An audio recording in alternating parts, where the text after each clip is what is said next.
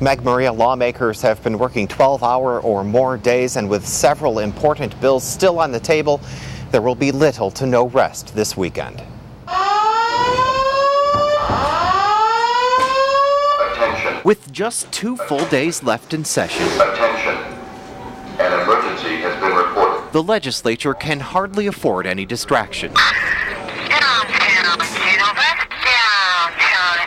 Fortunately, this morning's evacuation was a false alarm. Back inside, The report was signed by Representatives Stoltz and Hocker. the House met with a full agenda Members may proceed to vote. and approved Senate Bill 117. And I chewed a lot, almost as much as some people on this floor smoke, Mr. Speaker. It would prevent wholesale cigarette retailers and distributors from selling cigarettes below a minimum price set by the state. As a result, the sponsor says the price of most major cigarette brands would increase. The biggest problem with kids smoking is not the price of cigarettes.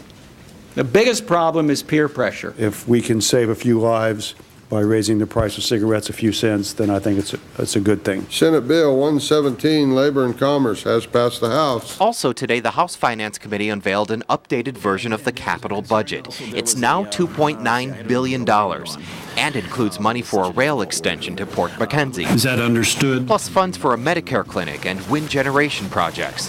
It's a $170 million increase over the Senate's version, which Governor Parnell says is too big. He really can't criticize too much because he came in with a hefty agenda of his own, including putting away $400 million for the scholarship loan program. Mike Bradner's a former Speaker of the House who now writes about the legislature. The money's there and they want the money, and second session of a legislature, that's what they do. They scrap for the money. Bradner says lawmakers seem to be getting along this year, and with a full weekend ahead, there's no need for alarm.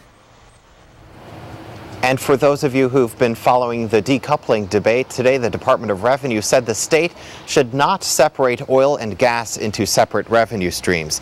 The House Finance Committee moved that bill to the House floor, where it will be up for a vote shortly.